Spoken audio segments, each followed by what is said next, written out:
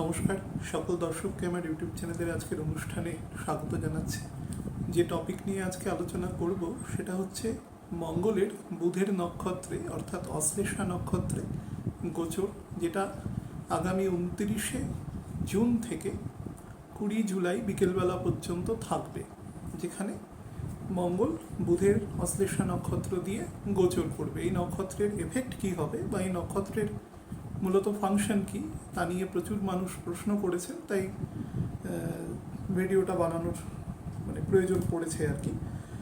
আগামী 29শে জুন 2021 কলকাতার লঙ্গিটিউড ল্যাটিটিউডে সকাল 7:10 মঙ্গল 16 ডিগ্রি 40 মিনিট অতিক্রম করবে।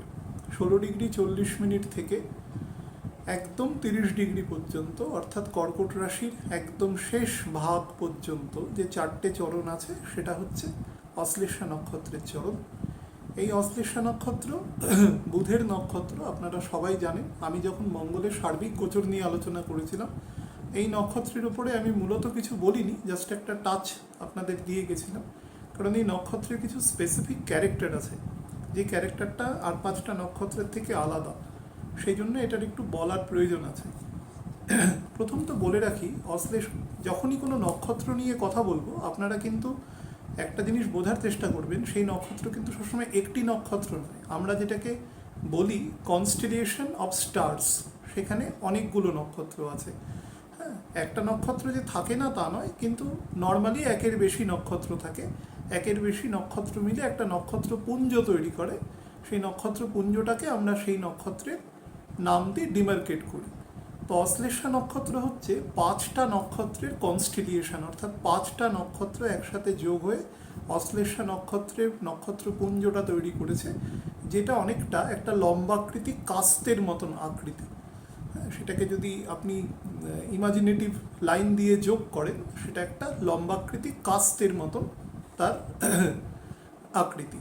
তো অশ্লেষা নক্ষত্র নিয়ে বলতে গেলে প্রথম বলে দিই যে 4টে চরণ অশ্লেষা নক্ষত্রের, প্রত্যেকটা নক্ষত্রেরই 4টে করে চরণ থাকে, 3 ডিগ্রি 20 মিনিট করে।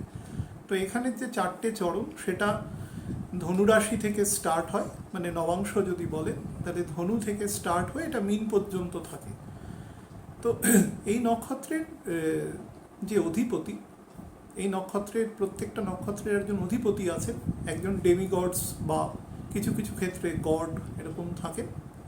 তো ডেমিগডস যিনি থাকেন তিনি হচ্ছেন নাগ, অর্থাৎ সাপ। এবং বহু জায়গায় এই নক্ষত্র নিয়ে একটু বিপরীতধর্মী মত আছে, কিন্তু নাগ ব্যাপারটা অর্থাৎ স্নেক নিয়ে কোনো অসুবিধে নেই। কোথাও তাকে ওহি বলা হয়েছে, কোথাও ভুজঙ্গ বলা হয়েছে, কোথাও সর্প বলা হয়েছে, অ্যাকচুয়ালি এটা স্নেক। মানে স্নেক বললে আরও কম হবে, এটা হচ্ছে একটা কয়েলড স্নেক। একটা সাপ যেরকমভাবে নর্মালি দেখবেন আমরা ছবিতে যেরকম দেখি, যে সাপ যখন তার ছোবল মারতে চেষ্টা করে, তার হুডটা যখন সে তুলে নেয়, সাপ মানে কিন্তু অবশ্যই পয়জনাস সাপ, মনে রাখবেন, বিষধর সাপ। বিষহীন সাপের সাথে অশ্লেষার কোনো যোগ নেই, বিষধর সাপ। এবং বহু জায়গায় শেষনাগকে বলা হয়েছে, বহু জায়গায় কার্কটক নাগকে বলা হয়েছে, যেটা কার্কটেশ্বর মহাদেব রূপে আমরা পুজো করে থাকি। তো বিভিন্ন রকম এখানে প্রকারভেদ আছে, কিন্তু অ্যাকচুয়ালি এটা কয়েলড স্নেক। এ নিয়ে কিন্তু মহর্ষিদের মধ্যে কোনো দ্বিমত নেই।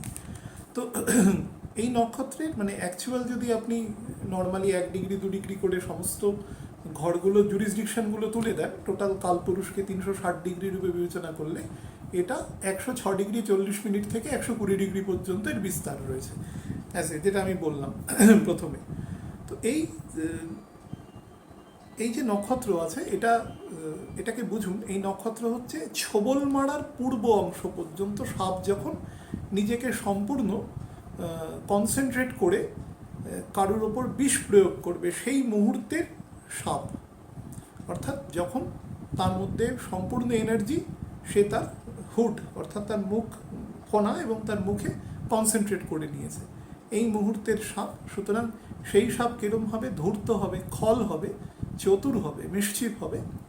আমি বুধ মানেই খুব বুদ্ধিমান সবসময় সেটাই নয়, অবশ্যই বুদ্ধিমান, সমস্ত প্রাণীরই তার তার যোনি অনুসারে বুদ্ধি আছে, কিন্তু সেটা ইনকম্পেয়ারেবল, কম্পেয়ার করার কোনো মানে নেই, বুদ্ধিমান।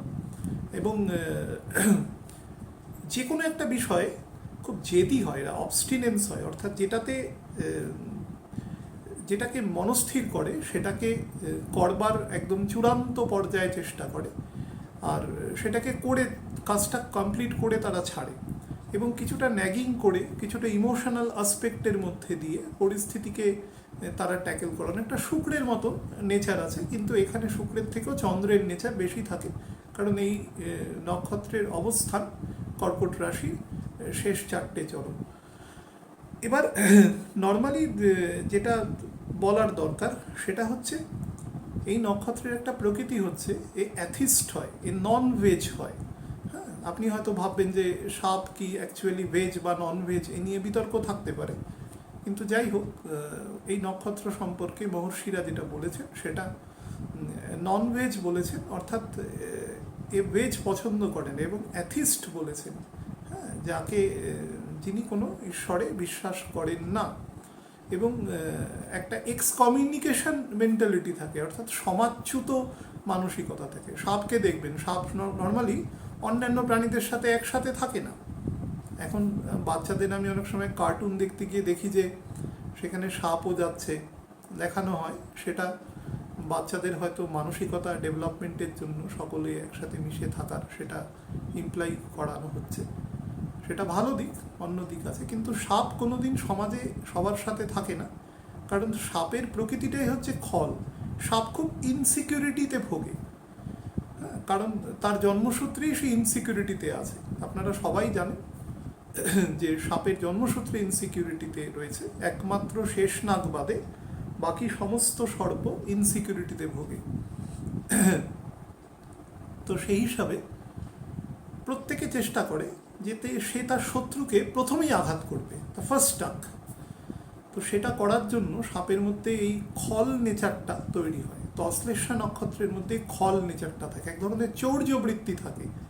সাপ যখন যাবে, নর্মালি কেউ যদি না দেখে বা কিছু কিছু সাপ চলার সময় আওয়াজ হয়, সেই জাতীয় আওয়াজ বা অন্য কিছু যদি না থাকে, তাহলে সাপ নিঃশব্দে যায়। সাপ, বিছে, এদের টিকটিকি, এরা চলার সময় কোনো আওয়াজ হয় না।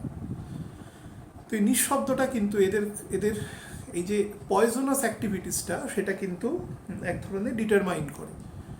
তার কারণ হচ্ছে এরা যখন আপনাকে আঘাত করবে, আপনি তখন বুঝতে পারবেন না, হয়তো অনিচ্ছাকৃত আপনি চলতে চলতে হয়তো সাপের গায়ে লেগে গেল, আপনার একটা পায়ের আঘাতে সাপটি কিন্তু একটু উন্ডেড হতে পারে, কিন্তু নাও মরতে পারে, কিন্তু ও যদি আপনাকে ছোবল মারে, আপনি কিন্তু নিখাত মানে একটা কেলেঙ্কারি ঘটনা ঘটতে পারে। তো এত ডেঞ্জারাস এদের প্রকৃতি হয়। তো অশ্লেষা নক্ষত্রের মধ্যে ফুল অফ এনার্জি থাকে, সব কিছু থাকে, কিন্তু এরা অত্যন্ত স্বাধীন চেতা হয়, এদেরকে কন্ট্রোল করাটা খুব মুশকিল হয়, ভীষণ এনার্জি হয় এদের। একটাই পজিটিভ দিক হচ্ছে চন্দ্রের ঘরে থাকে, এদের এনার্জিটা এরা ইমোশনালের থ্রু ইমোশনাল অ্যাটিটিউড এরা স্প্রেড করার চেষ্টা করে।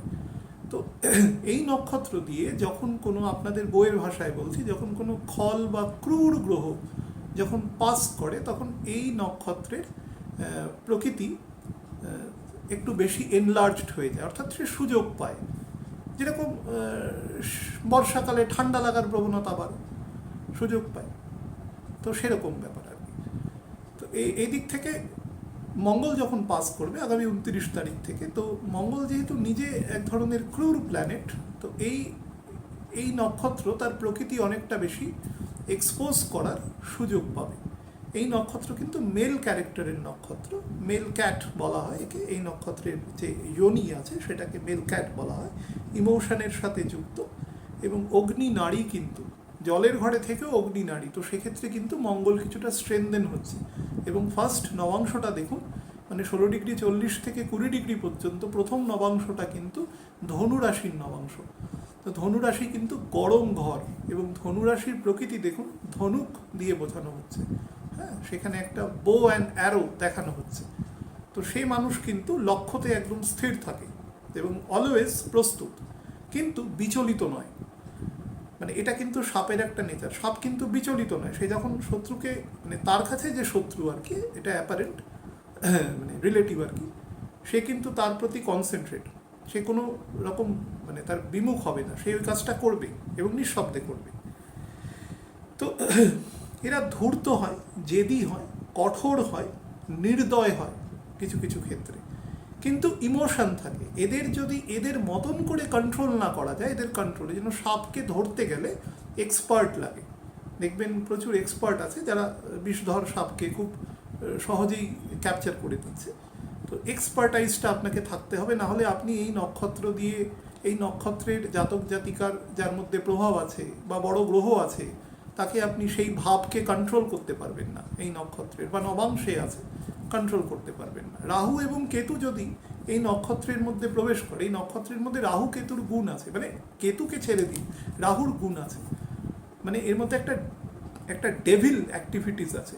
যে কোনো জিনিসে একটা কনস্পিরেসি করা, পরিশ্রম না করে মাথা খাটিয়ে মিথ্যে বলা, এদের মধ্যে ভীষণ মিথ্যে বলার প্রবণতা থাকে। অর্থাৎ একে কখনো ট্রাস্ট করা যায় না। যদি খুব অন্যান্য প্ল্যানেট, স্পেশালি স্যাটার্ন এবং জুপিটারের মতন বড় গ্রহ যদি খুব ভালো জায়গায় না থাকে, তাহলে কিন্তু খুব মুশকিল। আমি অনেক বড় বড় পৃথিবীর বুকে পার্সোনালিটি দেখেছি যার স্যাটার্ন অশ্লেষা নক্ষত্রে রয়েছে, এরা কিন্তু ভীষণ কঠোর হয়। আমি হিন্ট দিলাম, এবার যারা চর্চা করেন তারা বুঝে নেবে। আমি পার্সোনালিটি বলেছি, কাকে কোন ক্ষেত্রে বসাতে হবে সেটা বুঝে নেবে।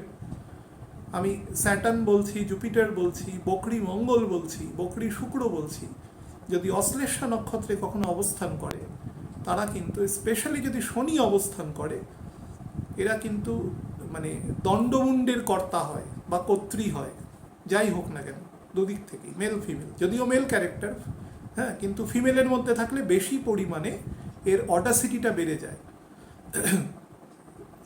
তো সেই দিক থেকে মোটামুটি আপনারা দেখবেন যে 1916 থেকে 1918 শেষ দিক পর্যন্ত যাদের জন্ম স্যাটার্ন এই নক্ষত্র দিয়ে গেছে, বা আমাদের দেশ যখন স্বাধীন হয়েছে সেই সময় স্যাটার্ন প্রায় এই নক্ষত্র দিয়ে পাস করেছে। আবার 76 শেষ থেকে 77 এই নক্ষত্র দিয়ে পাস করেছে। তো এই নক্ষত্রের একটা সার্বিক, বকরি হয়ে গেলে কিন্তু আরও মারাত্মক, এবং ভাব যদি সেক্ষেত্রে এবং নবাংশ যদি বেটার না পায়, তাহলে কিন্তু সেই মানুষেরা খুব খল হয়, খুব ডিপ্লোম্যাটিক হয়, এবং তার সাথে এটে ওঠা খুব মুশকিল হয়। বিশেষ করে সে উল্টো দিকের মানুষ যদি খুব সোজাসাপটা হয়, তার সাথে এটে উঠতে পারবে না। সেকেন্ডের মধ্যে ডিসিশন মেকিং হয়, বিদ্যুতের মতো এদের মস্তিষ্ক কাজ করে। তো এটা কিন্তু পজিটিভ হলে পজিটিভ, কিন্তু আমরা মূলত এর নেতিবাচক দিকটা নিয়ে কথা বলছি। যাই হোক, তো এই নক্ষত্রের যেটা মানে মূলত তামসগুণী নক্ষত্র, কোনো কোনো জায়গায় রাজসগুণী বলা হয়েছে, কিন্তু এটা পুরোপুরি তামসগুণী নক্ষত্র। রাক্ষস গণ বোঝাই যাচ্ছে, গণ দিয়ে তার প্রকৃতি বুঝিয়ে দেয়। ডেমন সবসময় তার মধ্যে এভিল জায়গাটাই বেশি, রাজসিক বা সাত্ত্বিক গুণের তো কোনো প্রশ্নই নেই। তো রাষ্ট্র এবং রাষ্ট্রের চালিকা শক্তিতে পরিণত করতে পারে। এরা এত ডিটারমাইন্ড হয় যে কোনো কাজে, যে কোনো কিছু এদের ব্রেক করতে পারে না। এদের খুব দুঃখ, এদের খুব কষ্ট এদের মধ্যে অনুভূত হয় না। এরা চেপে রাখতে পারে, এরা চন্দ্রকে কন্ট্রোল করতে পারে, কারণ এদের টেম্পারেচার আছে। এরা জলটাকে শুষে নিতে পারে। বললাম যে অগ্নিকারক প্রকৃতি আছে এর মধ্যে। বুধ এমনিও খুব গরম প্ল্যানেট, তো সেদিক থেকে একটা নেগেটিভ জায়গা এর মধ্যে কাজ করে। মঙ্গল যখন এখান দিয়ে পাস করবে, আপনি দেখুন, যখন আমাদের কুণ্ডলী বানানো হয়েছে, আমাদের 4টে নবাংশ দিয়ে দিয়েছে। 4টে নবাংশ, কিন্তু তার মধ্যে 3টে নবাংশতেই কিন্তু মঙ্গল মোটামুটি কন্ট্রোলেবল একটা সিচুয়েশনে থাকে। সেটা হচ্ছে প্রথমটা বৃহস্পতির নবাংশ, তারপরের নবাংশ মকর, যেখানে আমরা মঙ্গলকে নর্মালি তুঙ্গ বলে থাকি কথাতে, আর তারপরে হচ্ছে মীন রাশির নবাংশ। এই 3টে নবাংশ, অর্থাৎ 4টের মধ্যে 3টে নবাংশ, এক্সেপ্ট কুম্ভ রাশির নবাংশ, এই মানে ধনু, মকর এবং মীন, কুম্ভ ব্যতিরেকে 3টে নবাংশই কিন্তু আবার আপনাকে ফেভারেবল দিয়েছে, মানে ব্যালেন্স করার চেষ্টা করছে। মানে অ্যাস্ট্রোলজির এটা হচ্ছে সবথেকে গুরুত্বপূর্ণ দিক। একটা দিক যদি নেগেটিভ থাকে, তো আরেকটা দিকে পজিটিভ থাকে। আপনি বলবেন যে নেগেটিভ কেন আছে? নেগেটিভ এই জন্যই আছে, তার কারণ হচ্ছে মবিলিটি তৈরি করতে হয়। মবিলিটিটা ভগবান নেগেটিভ দিয়ে তৈরি করে। মানে না হলে সবাই যদি সাত্ত্বিক হয়ে যায়, ভগবান প্রথম যে মানুষপুত্র তৈরি করেছিলেন তারা সম্পূর্ণ সাত্ত্বিক গুণ সম্পন্ন ছিল, তারা ব্রহ্মদেব সৃষ্টির পূর্বে ছিল, তো তারা তারা সাত্ত্বিক বলে তাদের মধ্যে কোনো মবিলিটি ছিল না, তারা রেপ্লিকা অফ দ্য গড হয়েছিল, মানে ডেরিভেটিভসের দিক থেকে ভাবতে পারেন। তো তারপরে ভগবান যেটা করেছেন, ব্রহ্মদেবকে 3 গুণের সমন্বয় বানিয়েছেন এবং তিনিও 3 গুণের সমন্বয় কম বেশি করে আমাদের সবাইকে সৃষ্টি করেছেন। কলিযুগে আমরা মুখ্যত তামসিক, কি তবুও কিছুটা রাজসিক বা সাত্ত্বিক গুণও আমাদের মধ্যে আছে, এটা মবিলিটি তৈরি করার জন্য। আপনাকে সোজা ভাষায় বলি, সমাজে যদি দুর্বৃত্ত, চোর, ডাকাত এরা আছে, আদিমকালেও ছিল। আদিমকাল মানে আপনি যদি 5000 বছর আগে দেখেন তখনও ছিল, 1000 বছর আগেও ছিল, মিথ্যাবাদী, প্রতারক, ট্রেইটার তখনও ছিল, এখনও আছে। সুতরাং আমি ধরে নিতে পারি যেটা ছিল সেটা ভবিষ্যতেও থাকবে। কেন রয়েছে? কারণ সমাজের মধ্যে একটা মবিলিটি রয়েছে, অসুখ আছে, সেই জন্য ডাক্তারবাবুরা আছে, ম্যাডামরা রয়েছে, তারা ট্রিটমেন্ট করছে। সব কিছু না হলে সবাই মধ্যে একটা স্থিরতা এসে যেত। এই মবিলিটিটা সেই জন্যই তৈরি করা রয়েছে। তো নেগেটিভ আছে মানে সেখানে তার দ্বারা কিছু মবিলিটি ফোর্সকে কাইনেটিক এনার্জিতে কনভার্ট করানো হয়, যাতে সমাজ তার 3 গুণের সমন্বয়ে ভগবান যতদিন মনে করবেন ততদিন সেটাকে চালাবেন, সেই অনুসারে তৈরি হয়। তো মঙ্গল যখন এখান দিয়ে পাস করবে, মানুষের মধ্যে যেটা তৈরি করবে, আমি অ্যাজ এ হোল বলছি, নবাংশ ভিত্তিক, শুধু এইটুকু বলবো, কুম্ভ রাশির যে নবাংশ রয়েছে, কুম্ভ রাশির স্পেসিফিক বলছি, যেটা হচ্ছে 23 ডিগ্রি 20 মিনিটের পর থেকে 26 ডিগ্রি 40 মিনিট পর্যন্ত মঙ্গল যেখান দিয়ে ট্রাভেল করবে, সেই ডেটটা সম্ভবত ওই 8-9 তারিখ থেকে ওই 12-13 তারিখ পর্যন্ত পড়বে, ম্যাক্সিমাম 14 তারিখ পর্যন্ত পড়বে। এই সময়টা কিন্তু মঙ্গলের নেতিবাচক চরিত্র বেড়ে যাবে এবং সে কিন্তু বর্তমান মানে মঙ্গলের অবস্থান থেকে নবাংশের অবস্থান কিন্তু অষ্টমে হয়ে যাবে। সেটা একটু অ্যাক্সিডেন্টাল প্রপেন্সিটি এবং অত্যন্ত রাগ, ক্রোধ সেটা বাড়িয়ে দেবে, তার সাথে ইনডাইজেশনকে ইম্পোজ করবে, কারণ রবির ঘরে সমসপ্তমে অবস্থান করবে। রবির ঘরকে সপ্তম দৃষ্টি সে দেবে, বুধের ঘরকে অষ্টম দৃষ্টি দেবে। মানে নবাংশ ভিত্তিক যদি আমি অবস্থান করি, নবাংশ থেকে যদিও দৃষ্টি কখনো বিচার করা হয় না, কিন্তু এটা যেহেতু আমরা গোচর বলছি সেই জন্য এটাকে এভাবে বলতে হচ্ছে। এগুলোকে এনলার্জ করে দেয়, দৃষ্টি বলি না, এনলার্জ করে দেয়, সেই জায়গাগুলোকে প্রপেন্সিটি বাড়িয়ে দেয়। বাদ বাকি 3টে নবাংশ কিন্তু মোটামুটি বেটার নবাংশ, কিন্তু স্যাটার্ন বসে রয়েছে মকরের ঘরে চন্দ্রের নক্ষত্রে এবং মঙ্গলের বর্তমান পোস্টিংও সেখানে, অর্থাৎ শনি মঙ্গল একে অপরের সমসপ্তমে বসে রয়েছে। তো এই সমসপ্তমে বসে এবং শনি বকরি রয়েছে। সুতরাং মকর রাশির নবাংশ দিয়ে যখন পাস করবে, স্যাটার্ন যেহেতু ওখানে অলরেডি এক্সিস্টেড, সুতরাং সে স্যাটার্নের গুণকে নষ্ট করে দেবে, অর্থাৎ সমাজের ভারসাম্য নষ্ট করবে কিছুটা। সমাজের ভারসাম্য মানে আমাদের ভারসাম্য। মঙ্গল কোন অংশকে দেখে? মঙ্গল আমাদের নার্ভাস সিস্টেমকে কন্ট্রোল করে। আমাদের নার্ভাস সিস্টেমে, আমাদের সেন্ট্রাল নার্ভাস সিস্টেম, মস্তিষ্ক, তার পেরিফেরিয়াল পার্টকে দেখে। ইন্টারনাল পার্ট বৃহস্পতি দ্বারা নির্মিত হয় এবং কিছুটা তো শনি আছে এবং কোঅর্ডিনেশনটা বুধ নির্ণয় করে। তো এই পেরিফেরিয়াল পার্টটাকে আমাদের যে কোনো ছোটোখাটো ব্যাপারে উত্তেজিত করে দেওয়া, আমাদের মধ্যে পেশেন্সের অভাব ঘটা, আমাদের ব্রিচ অফ পেশেন্স হওয়া, সম্পর্কের ক্ষেত্রে অবনতি করা, এগুলো আমাদের মঙ্গল কিন্তু ঘটাবে এই জায়গাগুলোতে। আমি অ্যাজ এ হোল, আপনারা নবাংশ নিয়ে ভাবতে হবে না এত, আমি অ্যাজ এ হোল বলছি, এই নক্ষত্র দিয়ে যে 22-23টা দিন মঙ্গল পাস করবে, অলমোস্ট একটা ছোটোখাটো গ্রহের গোচরের মতো। তো সেই হিসাবে আপনারা কিন্তু এই দিনটা নিজের নার্ভের ওপরে কন্ট্রোল রাখবেন, নিজের জিহ্বার ওপরে কন্ট্রোল রাখবেন। কালপুরুষের 4র্থ ঘরে রয়েছে, তো 4র্থ ঘর আমাদের এমনি সুখের ঘর, মাতৃস্থান, আমাদের গৃহসুখ, আমাদের প্রাইমারি এডুকেশন, এগুলোকে দর্শায়। সুতরাং সেই জায়গাগুলোকে ডিস্টার্ব করবে। এবং স্করপিও থেকে এটা 9th হাউস, তো ধর্মস্থানে মঙ্গল এসে নীচ হয়ে গেছে। স্করপিও এমনি বিধর্মী বা নেগেটিভ জায়গা, এবং সেটাও স্করপিও নাম থেকেই বুঝতে পারছেন সেটা বিছেকে নির্দেশ করে। তো সেই হিসেবেও স্করপিও থেকে বর্তমানে যেহেতু মঙ্গলের অবস্থান অষ্টমপতি নক্ষত্রে থাকবে, তো সেই হিসাবেও সেটা কিন্তু, কারণ বুধ কিন্তু মনে রাখবেন যতই কন্যাতে এসে তুঙ্গ হোক, বুধের অ্যাক্টিভ ঘর কিন্তু সবসময় মিথুন, যেটা বুধ 7ই জুলাই থেকে বুধ সেখান থেকে ফ্লো করবে এবং বুধ মঙ্গল অলমোস্ট দ্বিদাদশ সম্পর্কে থাকবে, অলমোস্ট মানে দ্বিদাদশ সম্পর্কে থাকবে। তো সেটাও কিন্তু খুব ভালো নয়। আগুন যদি হাওয়ার সংস্পর্শে এসে যায় বা ভাইসি ভার্সা, তাহলে কিন্তু সেটা কখনোই খুব ভালো নয়।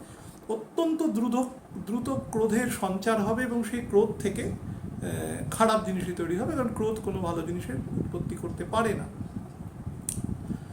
অন্তত আমাদের মতন র্যাঙ্ক অ্যান্ড ফাইলের ক্ষেত্রে। তো সেই দিক থেকে প্রত্যেকেই নিজের ক্রোধের ওপরে কন্ট্রোল রাখবেন এবং নিজের বক্তব্যের উপরে কন্ট্রোল রাখবেন, কারণ মঙ্গলের যে দৃষ্টিগুলো আছে সেই দৃষ্টিগুলো ভালো নয়। চতুর্থ দৃষ্টি আছে শুক্রের ঘরে এবং সেখানে শনি অলরেডি দৃষ্টি দিচ্ছে মঙ্গলের, এখান থেকে নর্মাল দৃষ্টি দিচ্ছে এবং বুধের নক্ষত্রে থাকবে। তারপরে তার সপ্তম দৃষ্টি শনির ঘরে আছে, অষ্টম দৃষ্টি বৃহস্পতির ঘরে আছে। তো মঙ্গলই একমাত্র গ্রহ যার 8th দৃষ্টি আছে, অষ্টম দৃষ্টি। তো এবং স্করপিও থেকে যদি বিচার করেন সেই দৃষ্টিগুলোও কিন্তু খুব একটা বেটার নয়, কারণ দ্বাদশে দৃষ্টি আছে স্করপিওর ঘরে। স্করপিও হচ্ছে রবির প্রাইমারি ডেভেলপমেন্টের ঘর, যেটা মঙ্গলের নিজ ঘর, চন্দ্রের নিজ ঘর। তো সেখানে রবির প্রাইমারি ডেভেলপমেন্ট সুখের স্থান, সেখানে অলরেডি কেতু অবস্থান করছে। তো সেখান থেকেও 9th হাউসে মঙ্গল বসে থাকাটাও কিন্তু রবির ক্ষেত্রে খুব সুখপ্রদ নয়, কারণ রবির দ্বাদশে বসে রয়েছে, মানে রবির ঘরের, রবি থেকে ভাববেন না। এবং রবিও কিছুদিন পরে, আর 20-22 দিন পরে আস্তে আস্তে কর্কট রাশিতে প্রবেশ করবে এবং নিজের ঘরে দ্বাদশে বসে সে কতটা তার পরিস্থিতি দুর্বলতার শিকার হবে। তো সেটা নিয়ে যখন আলোচনা করব সেটা আলাদা করে বলবো। তো অ্যাজ এ হোল এই গোচরের সময় নবাংশের যতই পজিটিভ এফেক্ট পাক না কেন, সেটা কিন্তু ভালো দশা অন্তর্দশা ছাড়া সম্ভব নয়। আমি বারবার বলেছি এই টাইম ব্যান্ডটা অ্যাজ এ হোল নেগেটিভ আছে। সেটা হচ্ছে মে মাসের মোটামুটি 3rd উইকের পর থেকে একদম 26শে অক্টোবর পর্যন্ত এই ব্যান্ডটা নেগেটিভ আছে। এই 5 মাস সময়, এই 5 মাসের মধ্যে 1 মাস তো কেটে গেছে। তো এখন থেকে আস্তে আস্তে দিন ছোট হওয়া শুরু করবে, রাত্রি বড় হওয়া শুরু করবে, 2 দিন আগে ঘটে গেছে। তো এই সময়টা আগামী আরও 4 মাস আপনারা একটু সন্তর্পণে থাকবেন। এই বারবার বলেছি, ছোট ছোট ইনসিডেন্টগুলো দিয়ে বুঝতে পারবেন যে এই সময়টা কিন্তু নেগেটিভ জায়গা দিয়ে যাবে এবং সেটাকে কখনোই খুব খুব আসপিশাস এই মেন্টালিটিতে বলা যায় না। এবং মঙ্গল কিন্তু খুব প্রম্পট এফেক্ট দেয়, মঙ্গল এবং বুধ খুব দ্রুত এফেক্ট দেয়। তো যদিও পূর্ণ গতিতে আছে তবুও চেষ্টা করবেন, এবং তাছাড়া যেটা চেষ্টা করবেন, খাদ্যের ওপরে নিয়ন্ত্রণ রাখার চেষ্টা করবেন। এই সময় যদি কোনো ইমুভেবল প্রপার্টি কেনার চেষ্টা করেন, কোনো বাড়ি, জমি, দোকান, ফ্ল্যাট বা অন্য কিছু, চেষ্টা করবেন কটা দিন না, অন্তত 20 জুলাই পর্যন্ত জিনিসটাকে আটকে রাখা। 20 জুলাইয়ের পরে আপনারা কিনতে পারেন। অনেকে ভাববেন যে কেতুর নক্ষত্রে ঢুকে যাবে, সেটা কি বেটার হবে, খারাপ যোগ তৈরি হতে পারে, কারণ ওটা একটা জাংচার, প্রথম নবাংশের পার্ট 36 নম্বর শেষ হল। তো কিন্তু সেরকম ব্যাপার নয়, মঙ্গল সিংহের ঘরে ঢুকে 2-3 ডিগ্রি ক্রস করার পর থেকেই অত্যন্ত বলি ফল দেয়। তো সেই হিসাবে খারাপ ফল দেবে না। সেনাপতি রাজার ঘরে রয়েছে, তো কেন খারাপ ফল দেবে? তো রাজাকে কোনো ইনফরমেশান দেবে, সে অনেক ইনফরমেশান গ্যাদার করে নিয়ে এসছে, প্রচুর জায়গা ঘুরে ঘুরে সে রাজাকে এখন ইনফর্মড করবে, কিন্তু রাজা নিজে খারাপ জায়গায় থাকবে তখন, সেটা অন্য ব্যাপার। তো সেই সময় আপনারা কেনাকাটার জায়গা করতে পারেন, এই সময়টা একটু পস্টপন করে যাওয়াই বেটার হবে। আর একটা জিনিস শুধু বলে দিই, লাস্ট প্রশ্ন, যাদের বৃশ্চিক রাশি আছে স্পেশালি, যেহেতু কেতু সেখানে অবস্থান করছে এবং মঙ্গলের সেটা দ্বিতীয় ঘর, তো মঙ্গল যতদিন কর্কট রাশির এই অশ্লেষা নক্ষত্র দিয়ে প্রবেশ করবে, মানে চলবে ততদিন, বৃশ্চিক রাশি যারা আছে তারা মনকে কন্ট্রোল রাখবেন। আমি বারবার বলেছি, কন্ট্রোল রাখা মানে বাইরে থেকে খুব শান্ত দেখাচ্ছে সেরকম নয়, ইনার সাইড থেকে নিজেকে শান্ত এবং করবেন। শান্ত রাখার একটাই পদ্ধতি হচ্ছে ধ্যান বা মেডিটেট করা, এবং সেটা যত করতে পারবেন তত এই জায়গাটাকে, এগুলো খুব জোরে চলা গোচর, এমন নয় যে মঙ্গল এখানে দাঁড়িয়ে থাকবে 6 মাস ধরে, এরকম নয়, সেটা আগামী এখনও 5 বছর পরে গিয়ে ঘটবে। তো সে তখন চিন্তা করা যাবে, এটা নর্মাল গোচর হচ্ছে, তো এটা নিয়ে চিন্তার কিছু নেই। বাট এই নক্ষত্রের মধ্যে কিন্তু সবসময় জেদি, ক্রোধী, নিষ্ঠুরতা, একটা ফ্রাইটেন করা, অন্যকে অ্যাপ্রিহেন্ড করা, হ্যাঁ, অল্টারকেশন করা, একটা মারপিটের দিকে চলে যাওয়া, যে কোনো মস্তিষ্কে সবসময় নেগেটিভ জিনিসটাকে এক ধরনের ফল্ট ফাইন্ডিং মেন্টালিটি তৈরি করে। এবং মঙ্গল এই গুণগুলোতে খুব প্রকট, মঙ্গল ঝগড়া করতে খুব পছন্দ করে, কারণ ওর প্রচুর এনার্জি, সুতরাং এবং ও এখন ডেবিলিটেটেড হয়ে রয়েছে, কিন্তু এনার্জিটা তো সে স্টোর করছে, যত ও সিংহের ঘরের দিকে যাবে এনার্জি স্টোর করবে তত। তো সেই হিসাবে 20 ডিগ্রি ক্রস করার পর থেকে কিন্তু এই ঘর তো অলমোস্ট অ্যাবাউট টু লিভ এরকম একটা সিচুয়েশনে থাকবে। তো আপনারা নিজেদের মস্তিষ্কের উপরে, এবং মস্তিষ্কেও যেটাকে করে এগুলো কাজগুলো হলে ব্লাড প্রেশারকে এনহ্যান্স করতে পারে, সেই জায়গাগুলোকে একটু কন্ট্রোল করবে, তাহলে দেখবেন জিনিসটা স্মুথলি ঘুরতে থাকবে, কোনো অসুবিধে নেই। এবং এই সময়টা 4 মাস দেখতে দেখতে কেটে যায়। সামনের দিকে দেখবেন না, টাইমকে সবসময় পেছনের দিকে দেখতে হয়। আমার গুরুদেব সবসময় বলে টাইম পেছনের দিকে দেখুন, 10 বছর কীভাবে কেটে চলে গেছে।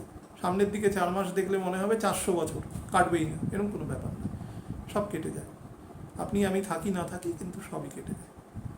ভালো থাকবেন প্রত্যেকে ভগবানের নাম করুন, সময়টাকে নর্মালি কাটিয়ে দিন। এত টেনশন করার মতন কিছু নেই, শান্ত থাকতে শিখুন, সব কথায় রিয়্যাক্ট করবেন না।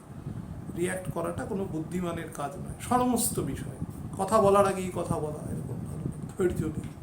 এই জিনিসগুলোকে ত্যাগ করুন, কারণ মঙ্গল এই গুণগুলোকে বাড়ায়। আর আপনাদের কাছে প্রত্যেকের কাছে একটা অনুরোধ, আমাকে যারা ফোন করবেন তারা সবসময় রাতের দিকে ফোন করবেন। দিনের বেলা আমি ফোন ধরার মতো অবস্থায় থাকি না। তো অ্যাস্ট্রোলজি আমার ব্রেড অ্যান্ড বাটার নয়, এটা করে আমি খাই না। সুতরাং দয়া করে, বহু লোক জানে সেটা, ব্রেড অ্যান্ড বাটার হলে আমি সারাদিন ফোন ধরতাম, অপারেটরের মতন সারাদিন বসে থাকতাম, কে কখন ছক পাঠাবে তাকে বলে দিয়ে পয়সা নেব। তো সেরকম কাজ আমি করি না। আমি রাতের দিকে কথা বলতে পারি, সেই সময়টা আমি ফাঁকা থাকি। তো যার যত হবে, আমার সাথে যখন যারা কথা বলেন তারা তখন ভাবেন যে আমি শুধু তার সাথেই কথা বলছি, অ্যাকচুয়ালি তা নয়।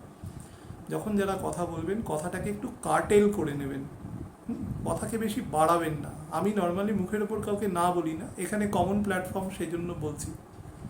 একটু প্রসঙ্গভিত্তিক কথা বলবেন, মজা গল্প সেগুলো হয়, অনেকের সাথে অত্যন্ত ভালো সম্পর্ক আছে, কেউ কোনো খারাপ মানসিকতা নিয়ে কথা বলেন না, আমার কুশল মঙ্গলের জন্য কথা বলেন বা কিছু তথ্য জানতে চান।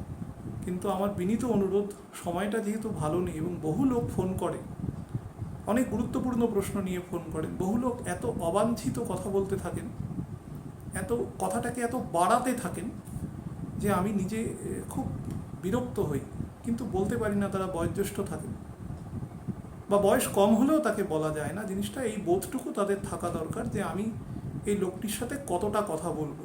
কারণ ইনিও একটা মানুষ, ইনি যন্ত্র নন। ইনি অন্তত রাতের দিকে 10টা লোকের সাথে কথা বলি। সবাইকেই আপনারা যদি অন্তত এইটুকু পজিটিভ অ্যাটিটিউড না করেন যে আমি অন্তত 10টা লোককে একটা মিনিমাম সার্ভিস দিই, এটুকু বুঝতে হবে। এটা আমার প্রত্যেকের কাছে বিনীত অনুরোধ। আর দয়া করে একটু আপনারা শেয়ার করবেন। আমি গতদিনই বলেছিলাম যে একটা ফাইন্যান্সিয়াল জায়গা রয়েছে, যেটার একটা অ্যাপ্লিকেশান হয়, আপনারা দয়া করে একটু শেয়ার করবেন এবং সাবস্ক্রাইব করবেন। সেটা হয়তো কিছু মানুষের উপকারে লাগলেও লাগতে পারে। ভালো থাকবেন প্রত্যেকে, শান্ত থাকবেন, স্থির থাকবেন প্লিজ।